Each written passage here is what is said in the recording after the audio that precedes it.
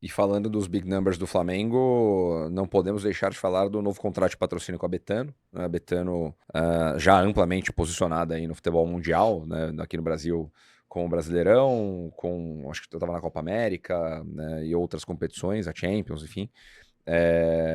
Ganhou o processo de concorrência, né? E falando de gestão, né? O Flamengo pode se dar ao luxo de organizar um processo de concorrência, resolver os problemas, a gente está falando antes aqui de começar a gravar, né?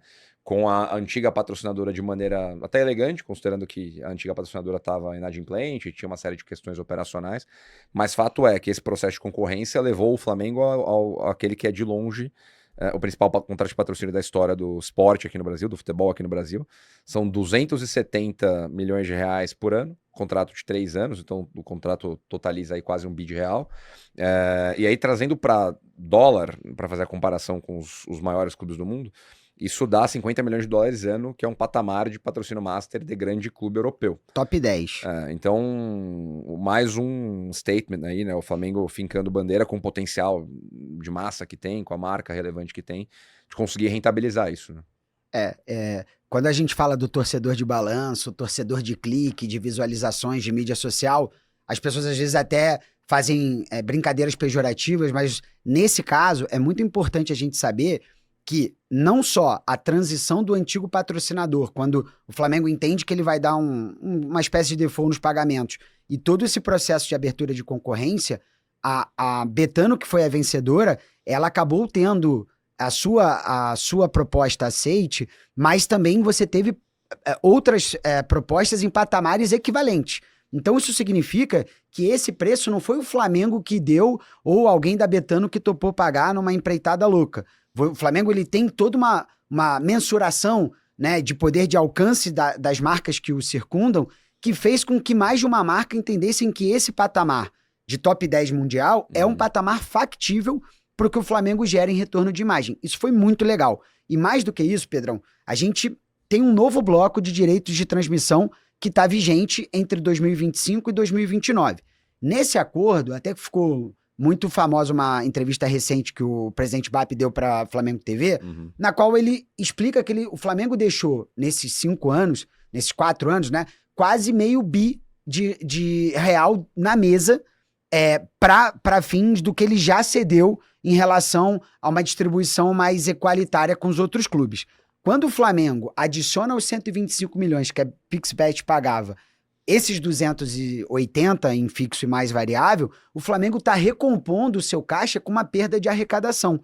E com isso, pela primeira vez dentro do futebol brasileiro, a linha de receita de patrocínio, ela supera a receita televisiva. Isso só acontecia por uma circunstância muito específica no Red Bull Bragantino, mas a fins de efeitos não societários e efeitos de mercado, é a primeira vez que o Flamengo, se ano passado ficou quase em 50-50, com uma camisa de 423 milhões de reais, o Flamengo vai superar mais ou menos algo em torno de 400 que ele vai receber pelo direito de TV.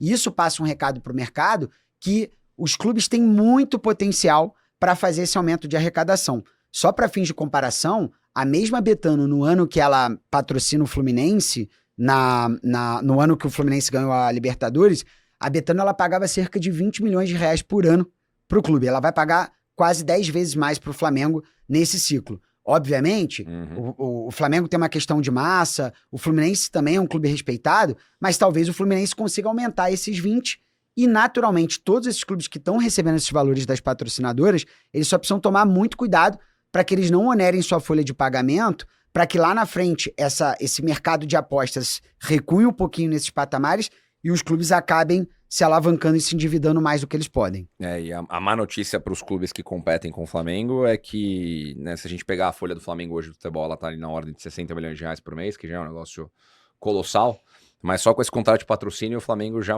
gerencia quase 50% da folha anual do departamento de futebol, além de todo o resto que o Flamengo tem para receitar e gerar caixa. Então, o Flamengo mais forte, mais competitivo, né, nos próximos anos aí como resultado disso. Vai ser complicado para os rivais aí tentar bater de frente com o Flamengo, não agora em 2025, não em 2026. Vocês vão sentir essa diferença e cada vez mais ao longo do tempo. Em 2028, 2030, quanto mais tempo passa, o Flamengo tem um projeto de futebol de longo prazo. Então, daqui a 5, 6 anos, essa diferença ainda vai estar muito alta. Então, para disputar com o Flamengo agora, vocês ainda até conseguem, os rivais ainda até conseguem competir, fazendo alavancagens, uma hora ou outra essa conta vai chegar, como tá chegando pro Botafogo, como também vai chegar pro Corinthians, tá chegando para outros times que tentam se alavancar de alguma forma, como vai chegar pro Cruzeiro, chegou pro Atlético Mineiro. Eles tentaram competir com o Flamengo por algum período, um ano ou outro, mas é sempre tiros curtos, né, rapaziada? Então, daqui uma hora ou outra, esse dinheiro vai ter que voltar, porque o clube ele não é autossustentável. Uma hora ele vai ter que vender jogadores, uma hora ele vai ter que diminuir essa receita para poder cobrir os seus gastos. Isso vale para qualquer outro tipo de clube que não tem uma receita tão grande, mas que onera a sua folha. Digamos, o Cruzeiro tá nessa pegada, né, de aumentar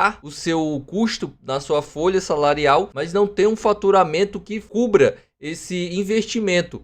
Então o dono do clube acaba colocando dinheiro novo toda hora, mas vai chegar um momento que ele vai ter que fazer com que o clube dê retorno, porque ele não vai colocar dinheiro todo o tempo. Então esse dinheiro vai ter que voltar uma hora ou outra pro bolso dele e pro clube também. Aconteceu isso no Galo, por exemplo. Mas enfim, deixa aí nos comentários o que você acha desse novo mercado que tá surgindo aí, dessas SAFs malucas no Brasil. Se você acha que a distância do Flamengo vai aumentar cada dia mais. E claro, se você gostou do vídeo, não se esquece de se inscrever aqui no canal, deixar o like e até o próximo vídeo.